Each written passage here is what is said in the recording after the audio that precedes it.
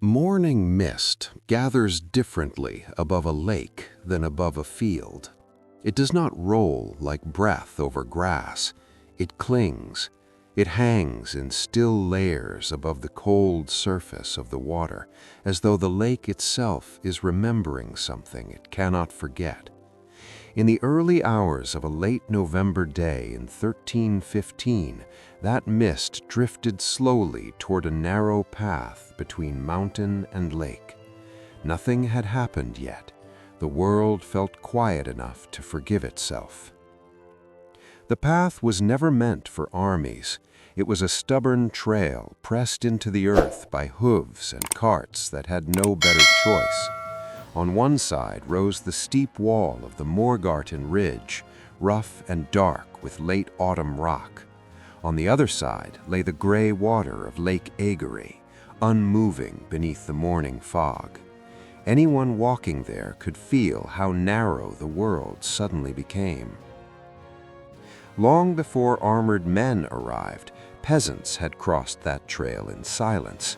They carried wood, grain sacks, broken tools that needed repair in nearby villages.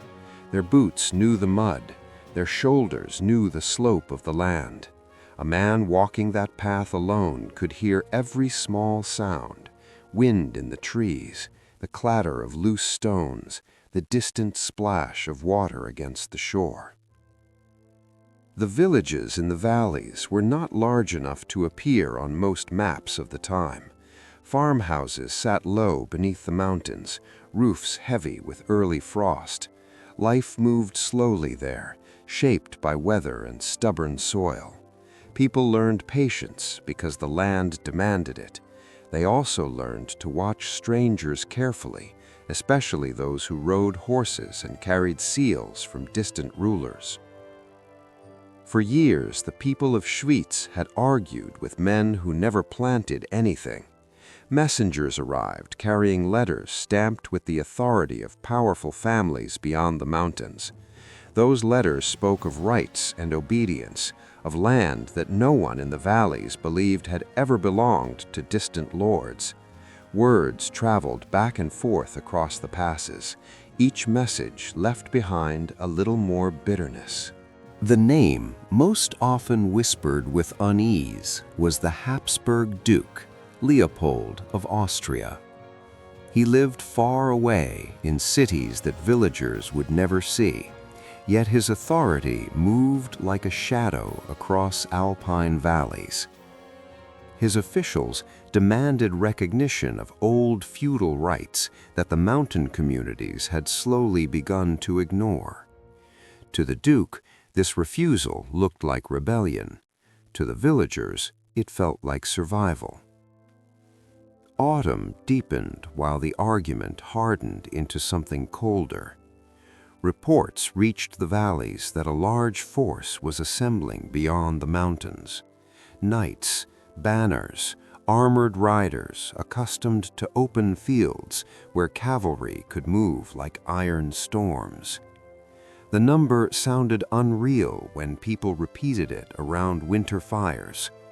Thousands of mounted men preparing to cross the passes toward a cluster of stubborn villages. Yet the land itself did not change to accommodate such ambitions. The mountains remained steep and indifferent.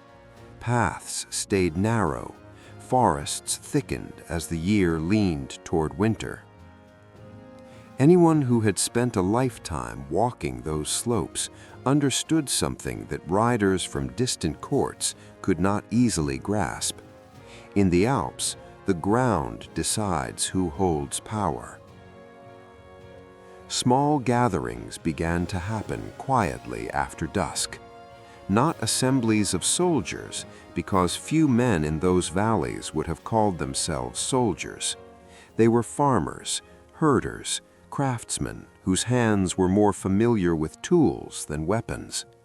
But they knew the ridges, the bends in the paths, the places where rock walls pressed travelers close to the lake. In one such gathering, an older man studied a rough stretch of ground with the slow patience of someone who had climbed that mountain for decades. He did not speak loudly. He simply pointed toward the narrow trail between slope and water. The others followed his gaze. Nothing about the place looked remarkable, yet in that quiet moment, the land itself seemed to be waiting. Before sunrise, the mountains held a strange stillness, the kind that comes when frost settles quietly over stone and pine. Along the ridge above the narrow path near Morgarten, men had already taken their places. They stood among trees and broken rocks, breathing into their hands for warmth, watching the gray water of Lake Aegeri below. No banners marked their gathering. Nothing about them looked like an army. Many had climbed the slope during the darkest part of the night, using paths they had walked since childhood. Their boots moved confidently across loose gravel and narrow ledges. Some carried spears inherited from older conflicts. Others brought axes used for splitting timber. A few men pushed heavy stones into position near the edge of the ridge, testing how easily they would roll. The people of those valleys did not speak loudly as they waited. Conversation traveled in short murmurs that faded quickly in the cold air. Everyone understood the narrow ground below them. The trail between lake and mountain forced travelers into a thin line where turning around became difficult. It was a place the land had shaped long before anyone imagined it might hold history. When the first distant sounds reached the ridge, they arrived slowly, like a storm forming beyond the hills. Hooves striking frozen soil, harness chains clinking against armor. The sound carried upward through the trees until the men along the slope began to exchange quiet glances.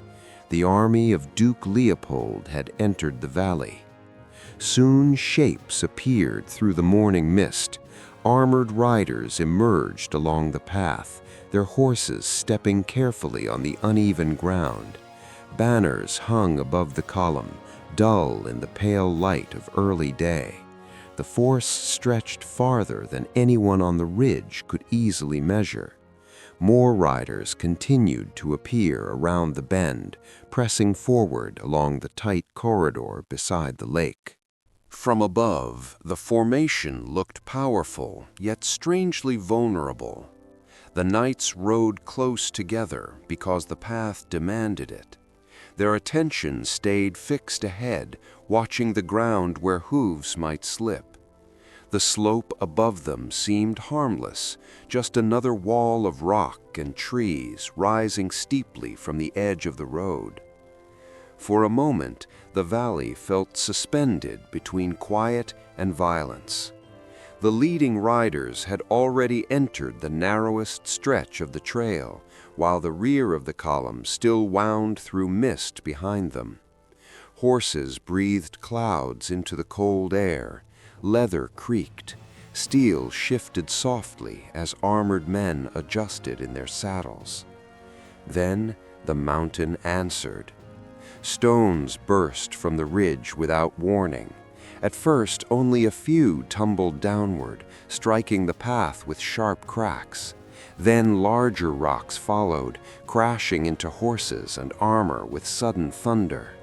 Panic rippled through the column as riders tried to turn their mounts in a space far too narrow for maneuver. Men from the ridge rushed downward behind the falling stones. They did not move in ranks or banners. They moved like people defending ground they knew intimately. Horses reared, slipping toward the lake's edge. Knights struggled to rise beneath the weight of their armor, while axes and spears struck from the slopes around them. The narrow path became a place where power no longer belonged to shining armor or noble titles. Mud, stone, and confusion swallowed the discipline of the mounted force. And as the noise of hooves and steel echoed against the mountainside, the valley seemed to close around the struggle, as though the land itself had decided who truly understood it. When the noise faded, the valley returned to a silence that felt unfamiliar. The lake beside the narrow road remained dark and still, as if it had watched everything without moving. Mist lifted slowly from the water, while broken shapes of armor and fallen horses lay scattered along the path. Morning light touched the slope gently, revealing how small the battlefield truly was. Men from the valleys stood quietly among the rocks and trees above the road. Many of them were breathing hard, their hands still shaking from effort rather than fear. They looked down at the trail with uncertain eyes. None of them had imagined the outcome unfolding so quickly. What had begun as desperate defense now lay before them in heavy, undeniable stillness. Some climbed carefully down toward the path. The ground was uneven, cluttered with fallen stones and equipment dropped during the chaos. Knights who had survived were either wounded or fleeing along the road they had entered earlier that morning. Their banners were gone. The great column that had marched through the mountains now existed only as scattered fragments.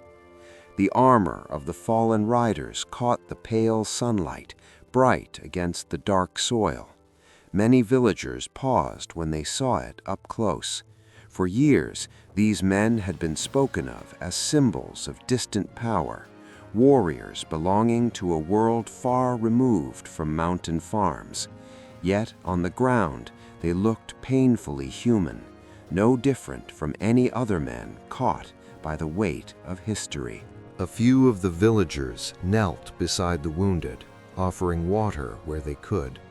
Others gathered weapons and broken harness pieces from the path, clearing space so frightened horses would not injure themselves further. The work was slow and quiet. No one spoke of victory. Words felt too large for what had happened in such a narrow place.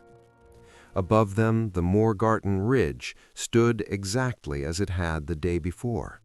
Pine trees shifted gently in the cold breeze. Loose stones rested again along the slope where they had fallen. The mountain showed no pride and no regret. It had simply been present when men chose to struggle beneath its shadow. News of the encounter traveled outward through the valleys in the following days. Messengers carried the story across Alpine passes, where it spread among towns and distant courts. The scale of the defeat shocked many who heard it. An army built upon noble cavalry had been broken by villagers defending a strip of ground beside a lake. Yet the people who lived near Morgarten remembered something different from what others repeated. They remembered the cold air before sunrise, the quiet waiting on the ridge, and the way the path had trapped an army that believed the mountains would step aside for it. Those details mattered more than the numbers later written in chronicles. Years later, travelers still paused along the narrow road near Lake Aegeri. They would glance up at the steep slope and imagine the moment when stones began to fall from the ridge. The landscape itself carried the memory. Anyone walking there could sense how little space separated calm from catastrophe. And when evening shadows stretched across the water, the valley sometimes looked exactly as it had before that morning in 1315. Mist drifting slowly over the lake, the narrow trail bending beneath the ridge, quiet enough that a passerby might almost believe nothing had ever happened there at all.